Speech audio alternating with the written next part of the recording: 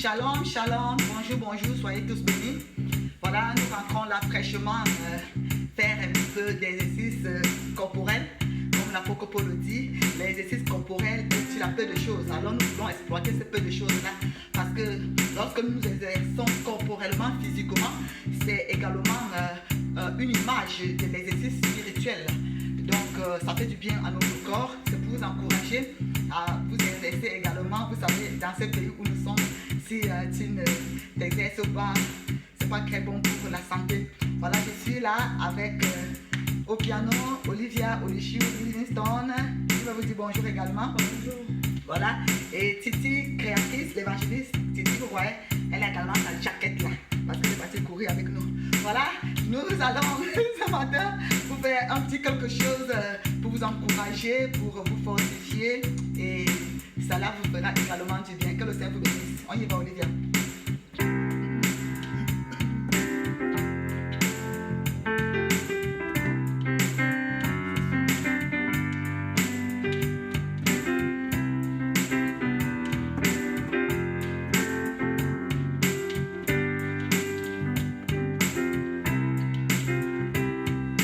Naufragé sur l'océan, du péché le plus noir, enfoncé profondément, je roulais sans espoir, mais le grand maître des flots, en attendant mon cri, vint et me mit aussitôt à sur abri.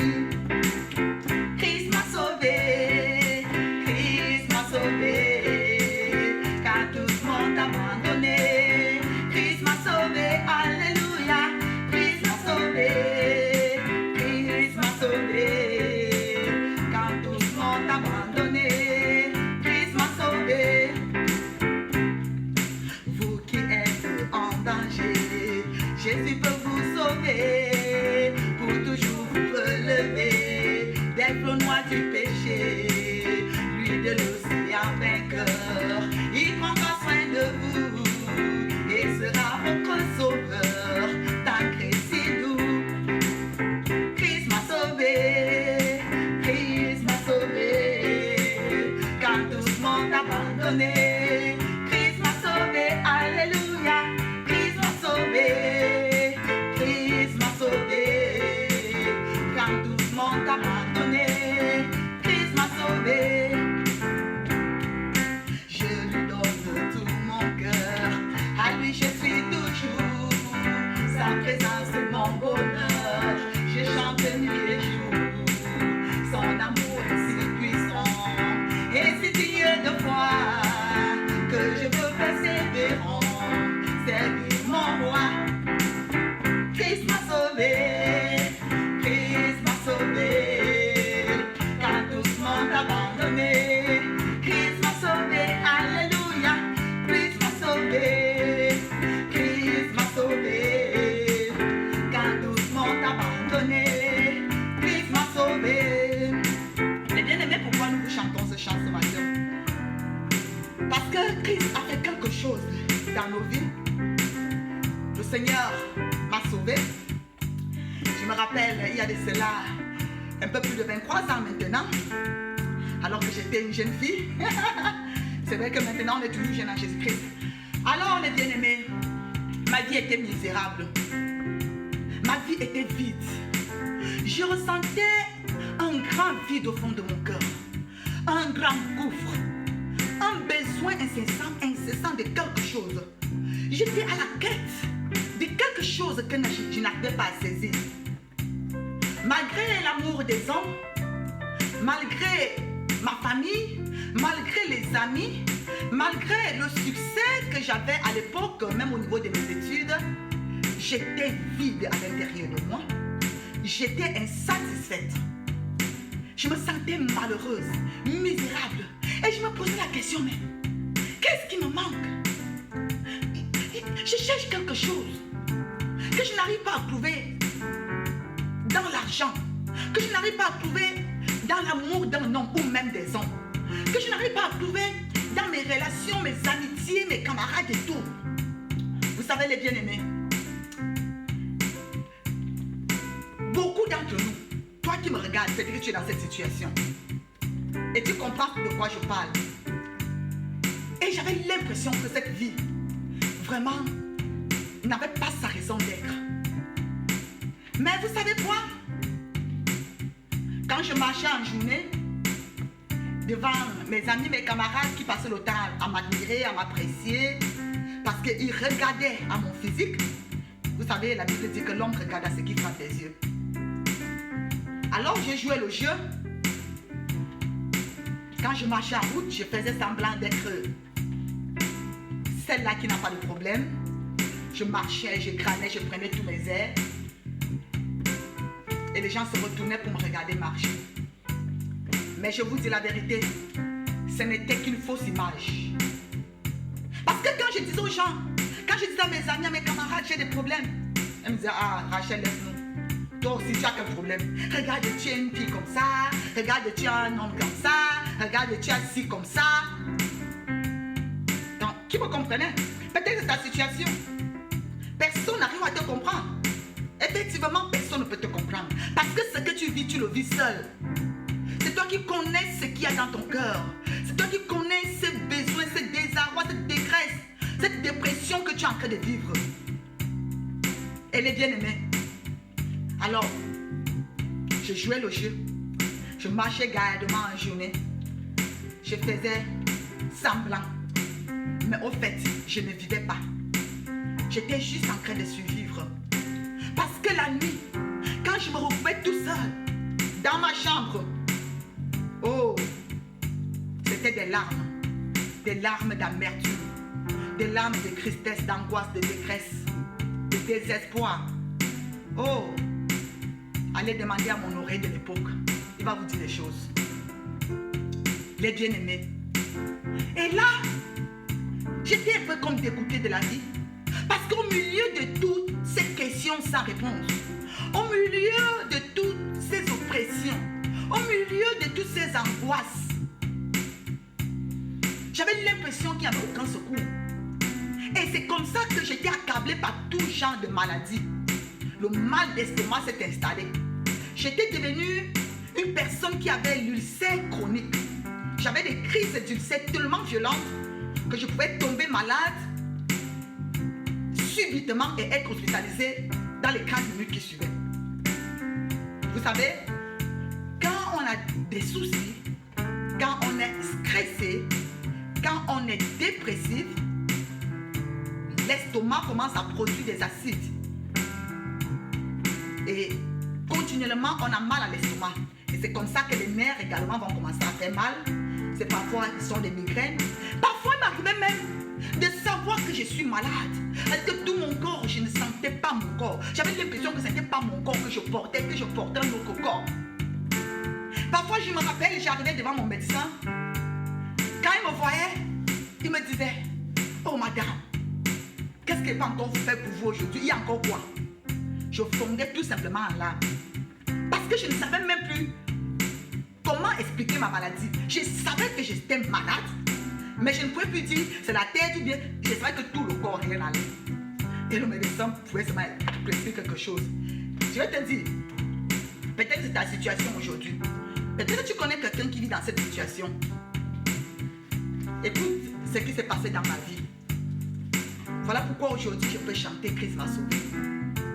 Et bien aimé. Donc, entre les années 1987 à 1995, je vivais ce désarroi. Je vivais cette misère. Et c'est là que j'ai commencé à me poser des questions. J'ai commencé à me poser des questions sur la vie. J'ai commencé à me demander, mais attends, est-ce voici toute la vie que l'homme est supposé vivre sur cette terre? Une vie où on paraît seulement, mais on n'est pas. Une vie où on affiche un sourire Colgate, mais à partir d'ici, c'est l'amertume dans ton cœur, c'est le feu dans ton cœur, c'est la tristesse.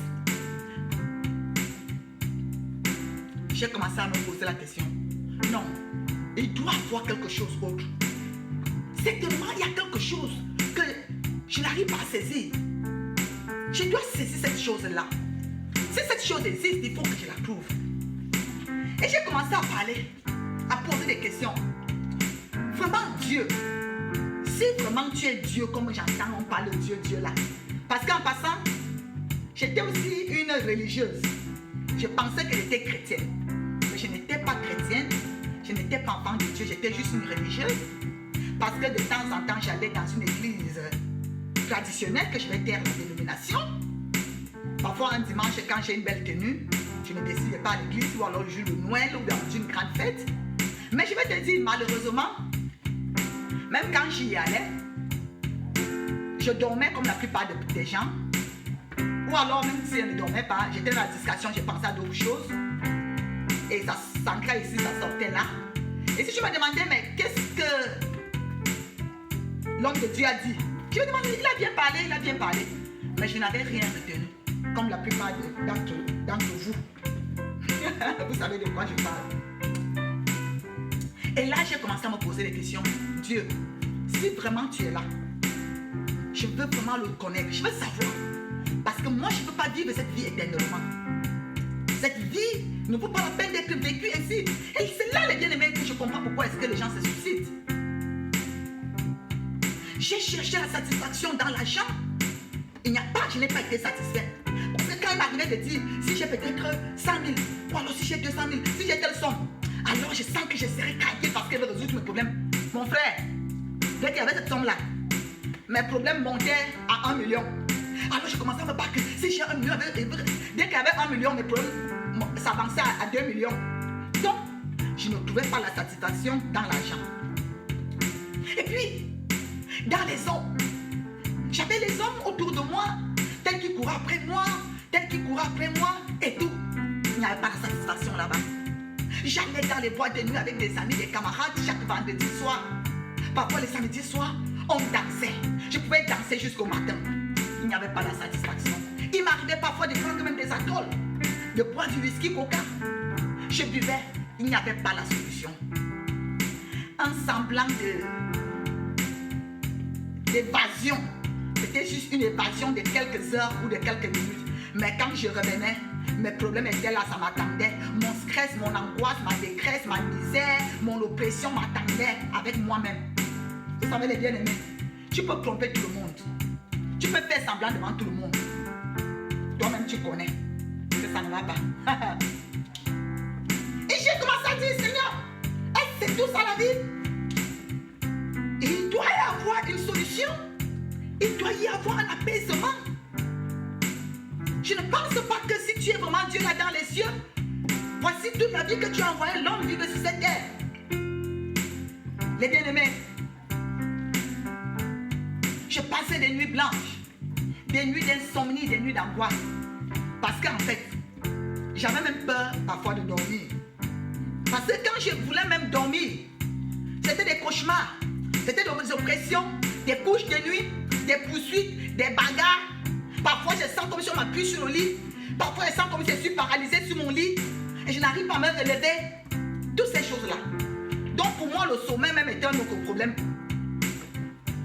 Alors, je préférais lire. Je lisais les bien-aimés. Je lisais les romans. À l'époque, il y avait tout genre de romans. Vous savez, ce n'était pas encore l'explosion avec toutes ces choses que vous avez aujourd'hui, l'Internet et patati et patata. Donc, je me réfugiais dans les romans. Tout genre de romans, Guy Descartes, Agatha Christie, les Sas, les Saint Antonio, les Harlequins. Les gens de l'époque comprennent de quoi je parle. Les Nous Deux, toutes les revues People, les Voici et autres, j'étais dedans. Les bandes dessinées à Zembla, Hakim, Blair le Rock, tout ça. J'étais dedans. Les Tintins, j'avais toutes sortes de romans et de bandes dessinées. J'essayais de m'évader dans ce monde, dans cet univers où je me retrouvais seule dans ce monde. Et puis à un moment, je me suis lassée de tout cela. Parce que quand je prenais un roman et que je lisais juste le résumé à l'arrière, je le balançais et disais, ah, je connais déjà tout ce qu'il y a dedans. C'est comme si je connaissais déjà tout ce qui va se passer dedans. Alors j'ai dit, oh Dieu, vraiment si tu existes là, voici toute la vie qu'on doit vivre. C'est quoi cette vie? C'est quoi cette vie? C'est misérable. Où on a toujours besoin, qu'on n'est pas satisfait, on a besoin de quelque chose et on n'arrive pas à saisir cette chose, ni dans l'argent, ni dans la com, ni dans les hommes, ni dans toute chose de plaisir.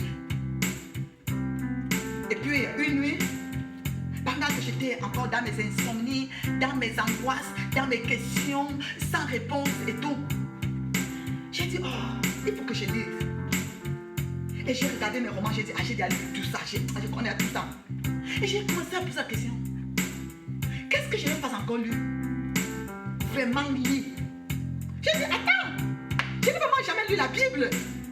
J'ai lu toutes sortes de romans et tout, mais attends, hé, s'il te plaît, j'avais une Bible posée au chevet de mon lit, comme la plupart d'entre nous. C'était une décoration au chevet de mon lit. Je pensais que le fait que la Bible soit là, ça va me protéger. Toi qui prends parfois la Bible, tu mets sur l'oreille là pour dormir, ce n'est pas la solution. Donc, je prends dans ma Bible. Je commence à la lire. Je dis, ok, je vais commencer à lire. Juste comment lire comme un roman, parce que la Bible même là, cette histoire est tellement compliquée à comprendre. Donc, je vais juste lire. J'ai commencé à lire Genèse, Exode. Je suis parti dans les évangiles, Matthieu, Marc. Je suis parti dans les actes. Je suis parti dans les épîtres. Pour être honnête, mon frère, ma soeur, je ne comprenais pas grand-chose. Mais Dieu, dans sa bonté et sa miséricorde, avait vu que je le cherchais vraiment. Et il arrivait donc que dans certains passages, je recevais comme une petite étincelle de lumière. Je recevais comme une petite compréhension, quoi. Et je m'arrêtais, je faisais une pause. Et je me disais, attends, Dieu, si ce que je viens de lire est vrai, si véritablement tu es comme ça, si véritablement tu as fait ça, mais qu'en est-il de moi alors?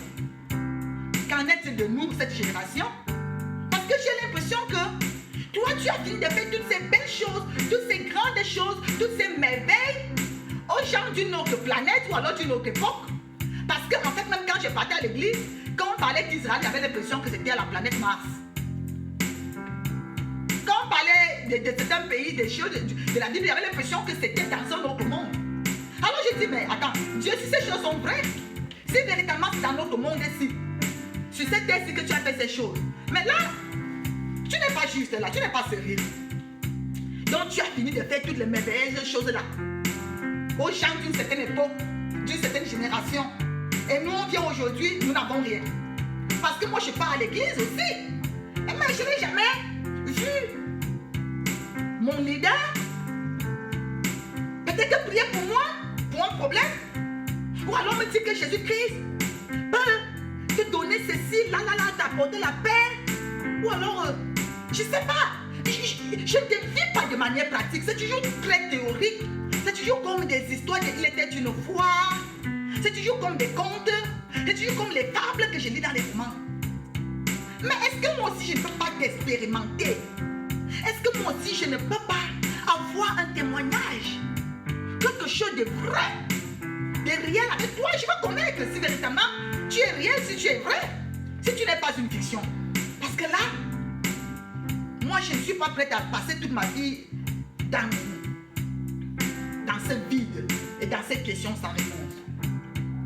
Vous savez les bien-aimés, la parole de Dieu nous dit dans le livre des Actes que Dieu, bien que n'étant pas loin de nous, a laissé que les hommes le cherchent comme en tâtonnant. Ça veut dire que quoi? Quand on parle de tâtonnement, ça veut dire qu'on est dans les ténèbres. Voilà pourquoi le thème que le Seigneur m'a donné cette année, dans tous les messages, c'est marchons dans la lumière. Donc le Seigneur a laissé que tous les hommes le cherchent comme en tâtonnant parce que les hommes sont dans les ténèbres. Sans Jésus-Christ, tu es dans les ténèbres. Mais si le Seigneur te voit, le chercher comme en tâtonnant, tu veux connaître le chemin, tu veux voir, tu veux ressentir, tu veux expérimenter. Comme en tâtonnant dans ta recherche. Et si tu es vrai, il dit que afin qu'il se laisse trouver par ceux qui le cherchent, s'il le cherche d'un cœur sincère. Ça veut dire que quoi, mon frère? Si tu cherches le Seigneur d'un cœur sincère, je m'en fous de la religion dans laquelle tu peux être. Parce que ça là n'a aucune importance. Aucune dénomination religieuse ne t'apportera le salut. Le salut ne se trouve en aucune religion. Le salut se trouve en une personne. Car Dieu a tant aimé le monde qu'il a donné son Fils unique, afin que quiconque croit en lui ne périsse point, mais qu'il ait la vie. Voilà où le salut se trouve. Il n'a pas donné une religion, il n'a pas donné une femme, il n'a pas donné une organisation, il a donné un nom. Il a donné son Fils unique. Alléluia. Les bien-aimés, c'est comme ça que j'ai commencé à poser des questions à Dieu. Seigneur, je veux vraiment voir. Moi aussi, je vais expérimenter, je veux connaître. Et comme il se laisse trouver, si tu le cherches d'un cœur sincère, il va se laisser trouver.